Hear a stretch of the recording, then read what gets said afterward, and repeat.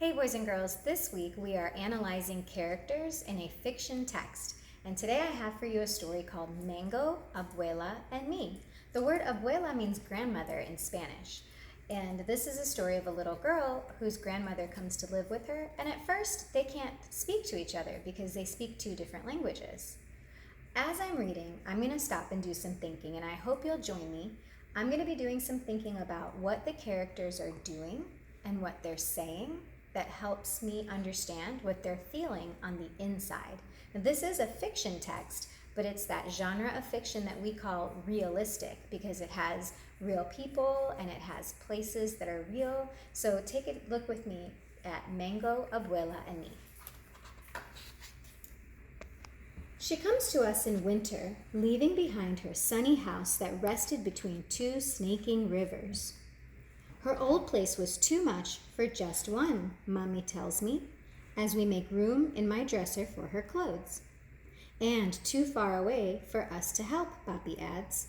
Abuela belongs with us now, Mia. But I still feel shy when I meet this faraway grandmother.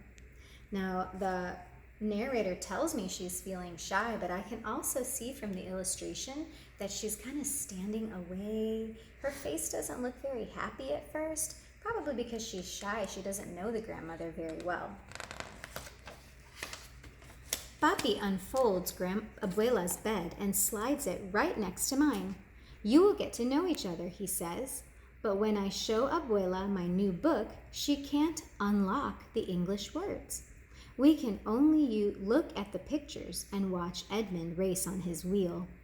Then, just before we turn out the light, she pulls out two things tucked inside the satin pocket of her suitcase. Here I can also notice that the Abuela's face is not very happy, and I'm inferring that she's feeling sad because I bet she wishes she could read that book with Mia. I love how the author used the word unlock. She can't unlock the English words. I wonder why the author chose that word.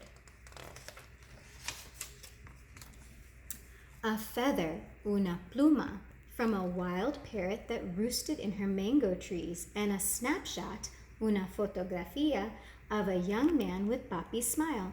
Tu abuelo, she says, climbing into bed. Snuggled in my pajamas, I smell flowers in her hair, sugar and cinnamon baked into her skin, and that night I dream of a red bird circling in the sky. The rest of winter, while Mommy and Papi are at work, Abuela waits for me to get home from school. Then we bundle up in thick socks and handmade sweaters to walk to the park and toss bread to the sparrows. My Espanol is not good enough to tell her the things an abuela should know, like how I am the very best in art and how I can run as fast as the boys.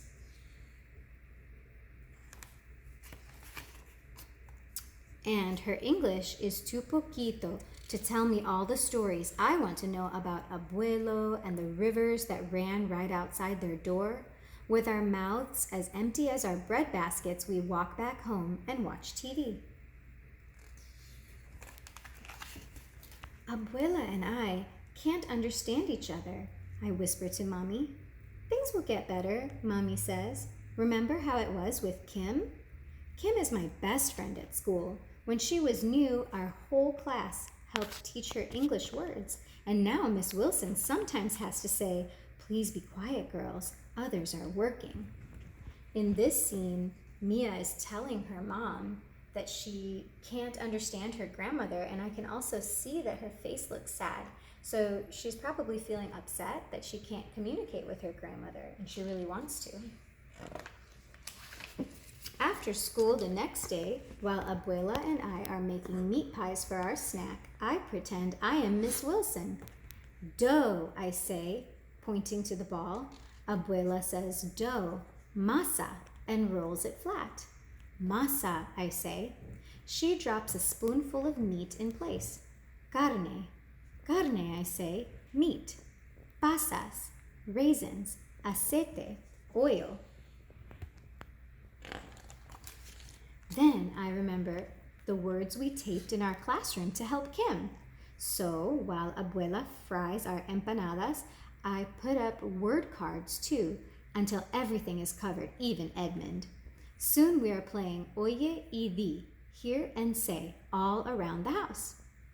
But that night, she still calls my pillow Apollo, and she says Edmund is a gangster instead of hamster, I guess. We'll keep practicing, I whisper. But the next day, I cannot practice with Abuela after all. Edmund has run out of his favorite seeds, so Mommy and I have to ride the bus downtown to buy more. Sometimes there are kittens sleeping in the pet shop window. But when we arrive this time, something even better is behind the glass.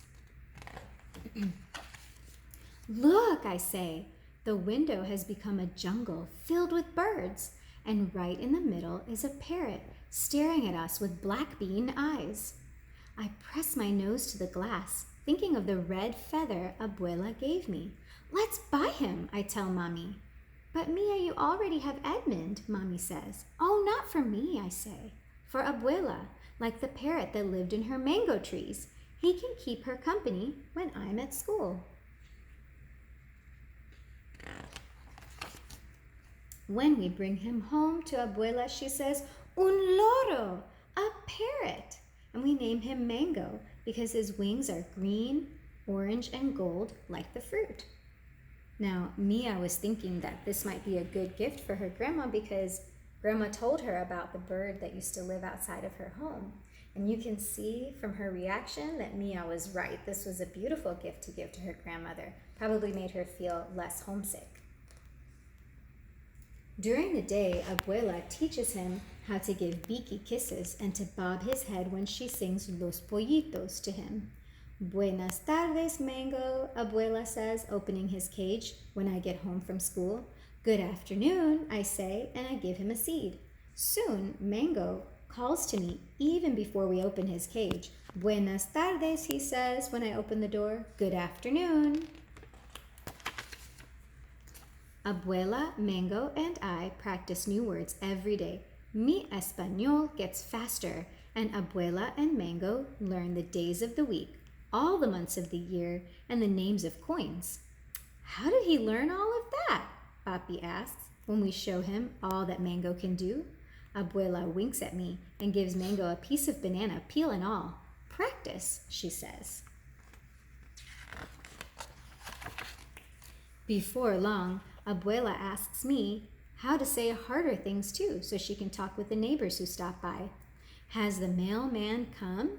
It is chilly today. Can I get you some cookies and lemonade?